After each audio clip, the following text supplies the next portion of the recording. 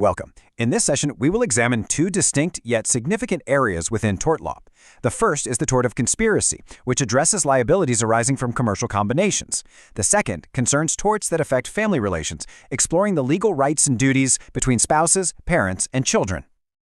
Our agenda for this lecture is as follows. We will begin with an introduction, followed by an in-depth analysis of the tort of conspiracy.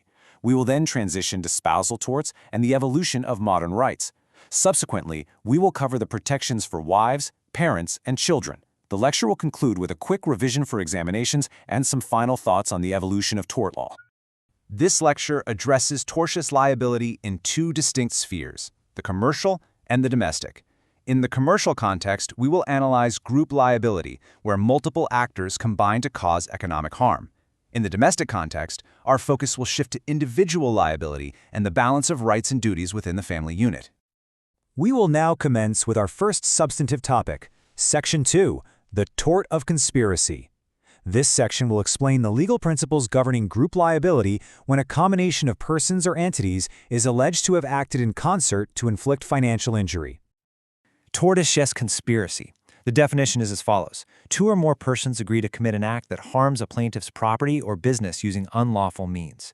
A key requirement is that the agreement must be implemented and cause actual damage. It is also important to note the intent filter. Acting to protect one's own trade interests is typically not a conspiracy.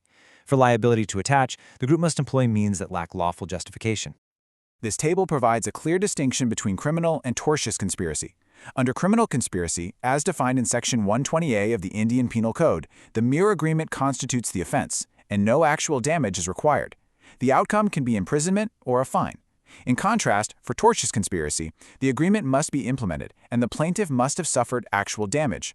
The outcome is the award of compensatory damages. To illustrate these principles, we will now examine a landmark case. The case is Crofter Handwoven Harris Tweed Co. Ltd. v. Veach from 1942. This decision is seminal in establishing the boundary between lawful trade protection and unlawful conspiracy. The central issue before the court was as follows. Did a union engage in an illegal conspiracy when it instructed dockers to refuse to handle imported yarn with the objective of benefiting local mill owners? The court's analysis proceeded as follows. First, the rule.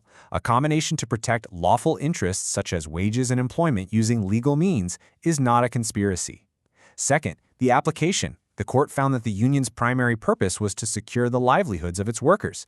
The objective was self-interest and economic survival, not malicious harm to the plaintiff.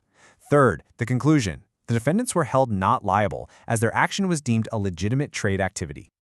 We will now transition to Section 3, Spousal Torts and Modern Rights.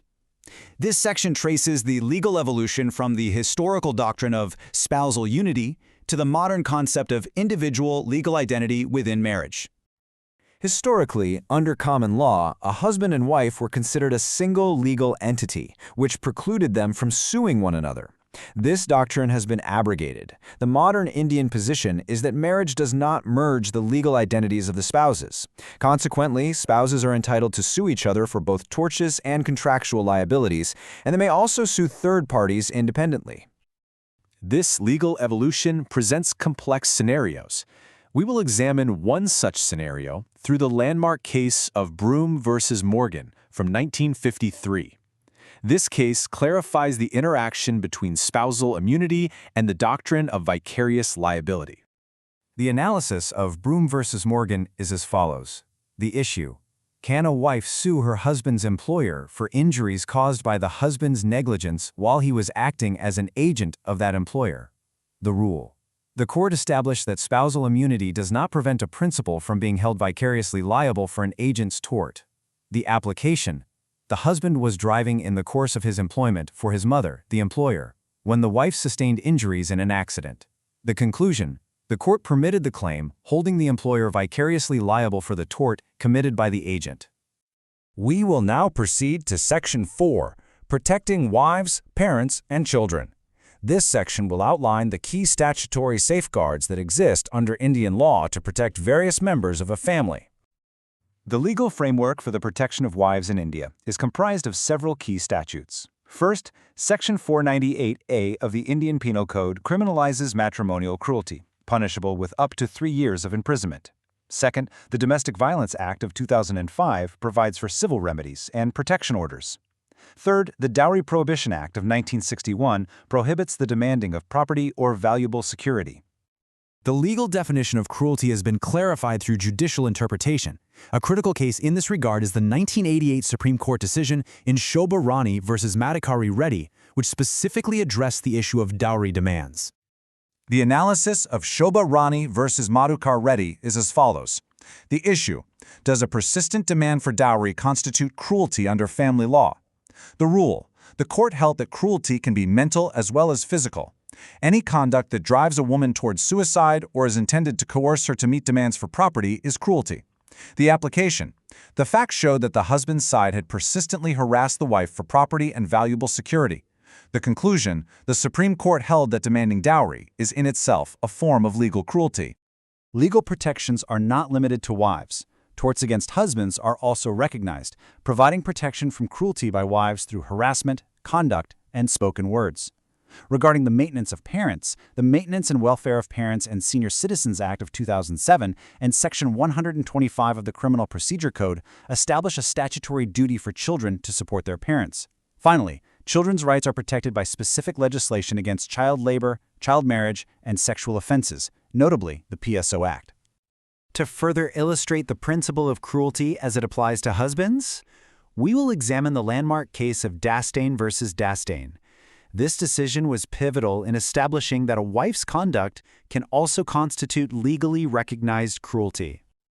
The analysis of Dastane versus Dastane proceeds as follows. The issue: can a wife's conduct and spoken words constitute matrimonial cruelty against the husband?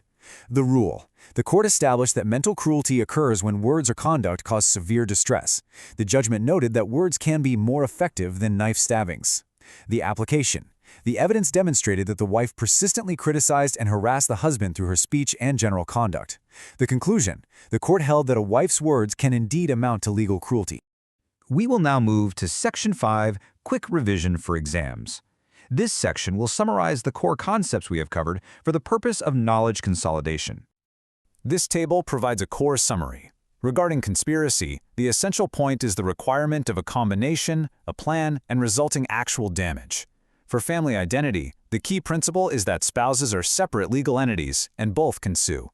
Concerning a wife's rights, she is protected from cruelty and dowry harassment under Section 498A. Finally, regarding parents' rights, there is a provision for mandatory maintenance from earning children.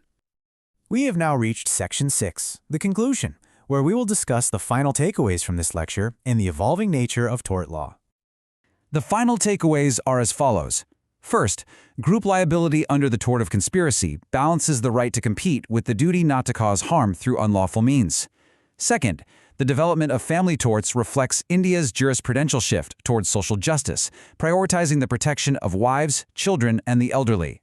Third, the systematic application of legal principles, such as through the IRAC format, ensures consistent adjudication in both family and business disputes. This leads us to a final, forward-looking question for consideration. How will tort law continue to adapt to protect both commercial interests and family structures in the future? This question will undoubtedly shape the legal landscape for years to come. That concludes our lecture.